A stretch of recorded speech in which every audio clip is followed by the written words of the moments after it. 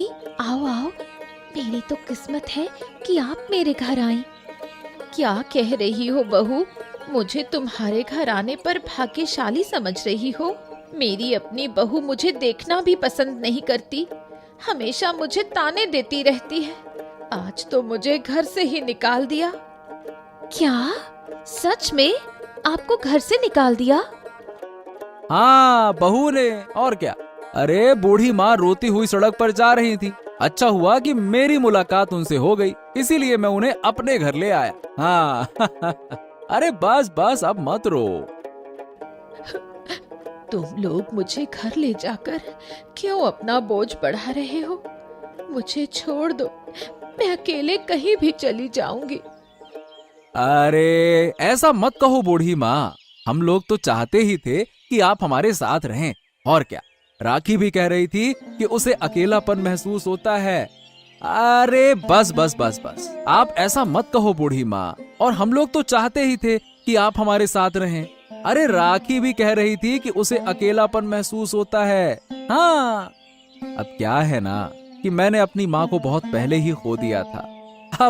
अब आप हमारे साथ रहिए, माँ और सास दोनों बनकर। क्यों?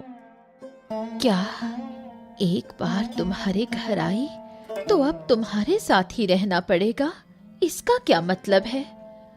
इसका मतलब है बूढ़ी माँ, जब मैं कह रही हूँ कि आप हमारे साथ रहिए तो हम और कोई बात नहीं सुनेंगे। अब से आपको रोना बंद करना होगा। आपको पता है, आप हमारी अपनी हैं, हम ही आपकी सेवा करेंगे। हाँ, बिल्कुल सही कहा गिन्नी। अब चलो, इन्हें अंदर लेकर चलें। चलो चलो। क्या हुआ बूढ़ी माँ? ऐसा क्यों लग रहा है जैसे आप बहुत चिंतित हैं? क्या सोच रही हैं आप?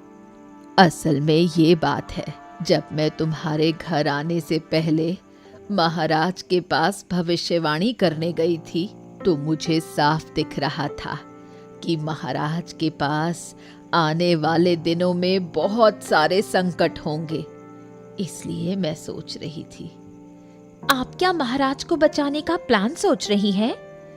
नहीं नहीं, ऐसा कोई प्लान नहीं था। दरअसल मैं कुछ और ही सोच रही थी।